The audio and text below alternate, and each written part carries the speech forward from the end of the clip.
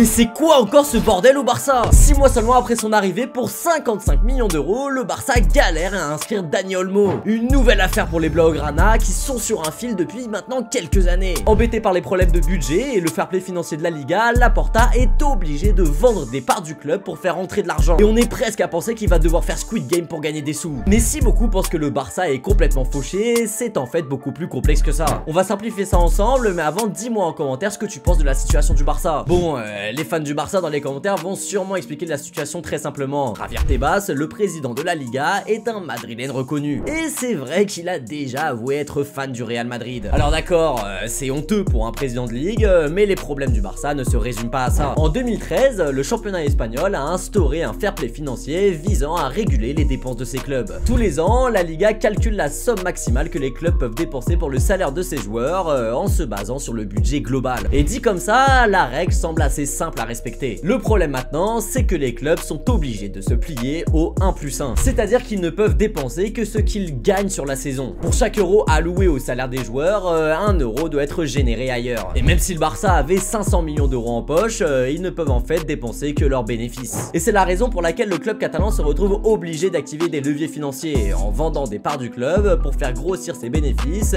et donc le budget de masse salariale auprès de la Liga. Une solution viable sur le court terme car elle représente une grosse entrée d'argent et donc de la flexibilité pour inscrire ses joueurs auprès du fair play financier. Mais sur le long terme, ce sont des bénéfices que le club ne percevra plus dans les années à venir et se retrouvera donc embêté par cette fameuse règle du 1+1. Et d'ailleurs, le FC Barcelone n'est pas le seul club de Liga à rencontrer des difficultés avec le fair play financier. En 2022-2023 par exemple, seulement 39 des 90 recrues des clubs espagnols ont été inscrites lorsque la saison a reprise. Parmi eux, on y retrouve le Betis Séville ou encore la Real Sociedad. Une règle souvent critiquée en Espagne car elle est jugée en partie responsable de la perte de qualité dans le championnat. Et oui, car si tous les championnats du top 5 ont décidé d'alléger leur fair play financier après le Covid, la Liga, elle, a décidé de le maintenir. Sauf que la crise sanitaire a forcément impacté les clubs et leurs bénéfices. Ils sont donc obligés d'activer des leviers comme le Barça ou de faire partir des joueurs pour alléger la masse salariale, ouais, comme le Barça aussi en fait. Et si cette rigidité permet une concurrence saine entre les 20 clubs de Liga, elle permet aux autres championnats de piller les pépites de la péninsule ibérique. Bref, la Liga ne rigole pas avec la régulation du budget de ses clubs